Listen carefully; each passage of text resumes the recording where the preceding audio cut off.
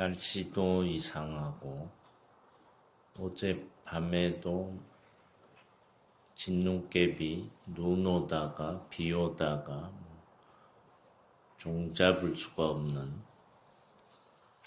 우리 마음속과 비슷하죠.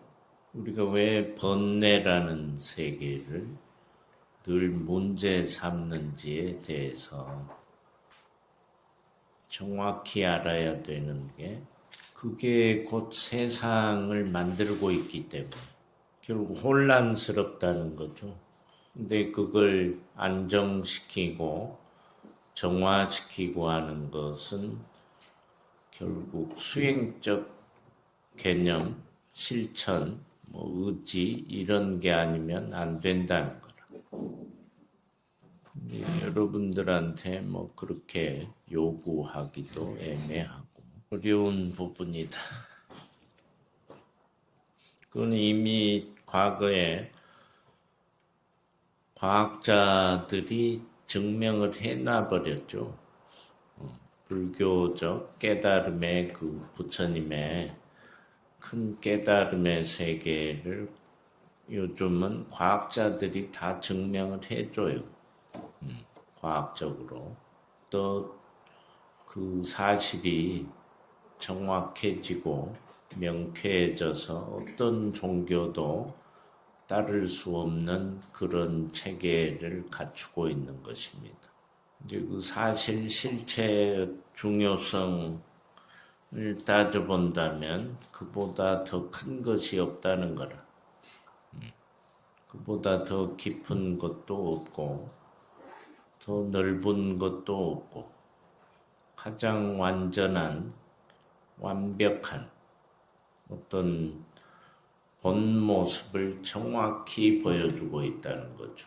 그래서 위대하다는 거예요. 다른 게 아니고. 생긴 거는 나나 너나 비슷하잖아. 하는 짓 비슷하잖아. 먹고 싸고. 중요하게 여기는 것은 그 깊은 하나의 틀을 어떻게 완벽하게 갖춰 나가는 자가 누구냐는 거지. 저번에 그 얘기 해줬잖아. 어떤 보살이 어렵게 살면서 식당을 조그맣게 해가지고 그 남은 돈으로 못 먹고 못 사는 할배들 밥 갖다 도시락으로 해서 배달하고 하는데 그 할매를 보니까 몸이 완주 깨끗한 거야. 왜 깨끗해졌을까? 그 삶의 모습으로 볼 때는 깨끗할 리가 없잖아. 힘들게 뼈 빠지게 고생해가지고 자기 몸도 아프고 할 것 같은데 깨끗하더란 말이야. 마음에서의 그 작용, 그 실체가 얼마나 순수하고 자신이 완전히 버리지 않으면 못하는 짓이거든. 그게 이제 핵심적인 무아적 개념이잖아. 불교에. 엄청난 수행을 해서 이룰 수 있을까 말까 한 세계. 근데 그 사람은 그냥 이루어져 있는 거야. 응? 그거라고 다른 게 아니고. 그 방법이 아니면 머리를 깎아야 되고. 근데 아무리 평생을 들어도 안 하잖아. 못 하잖아. 신기하지? 그게 굉장히 핵심 요소인데 스님이 늘 얘기하는 프로그램 속에 존재해 간다는 거야. 프로그램. 주어진 프로그램을 극대화하고 배움을 통해서 그것을 완전한 틀로 나아갈 건지 못 갈 건지 둘 중 하나야. 나아가면은 이런 소리를 내는 거야. 못 나가면 어떻게 될까? 소리가 엉망이거나 금이 가 있거나 소리가 안 나거나 배려버려. 그건 깨서 버려버려.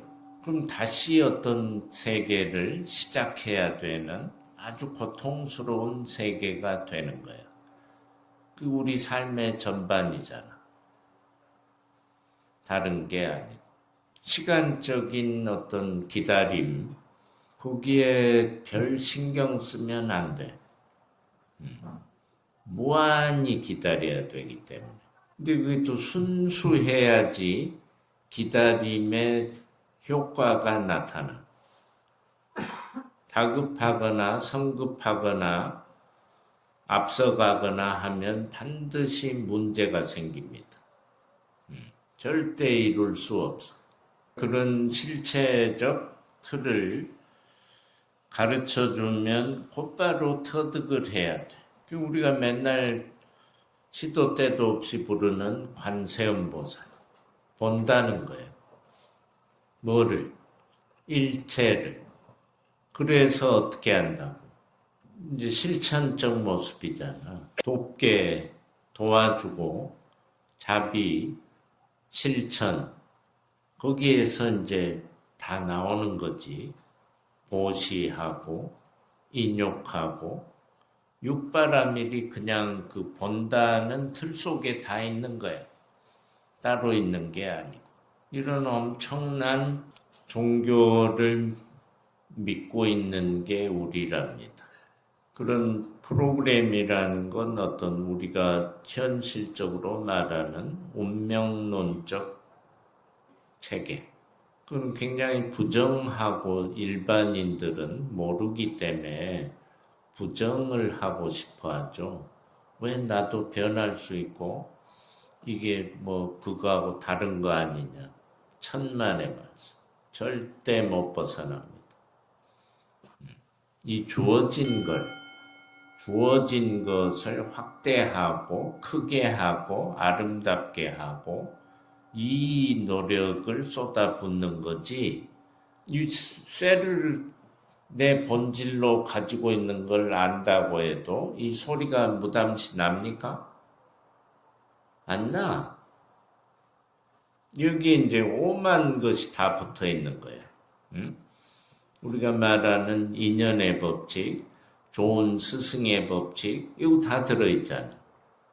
이걸 만드는 완벽한 장인을 만났을 때 이 소리가 나는 거지. 무담시 나나? 그 전반적인 그 자체 전부가 운명론적 틀 속에 딱 자리하고 있다는 거예요. 뭐 두드린 북이 혼자 소리 나는 거 봤습니까? 저 가죽이 무담시 소리 내나? 엄청나게 생사를 걸고 죽기 살기로 하라는 게 그런 거야. 그렇지 않으면 안 돼.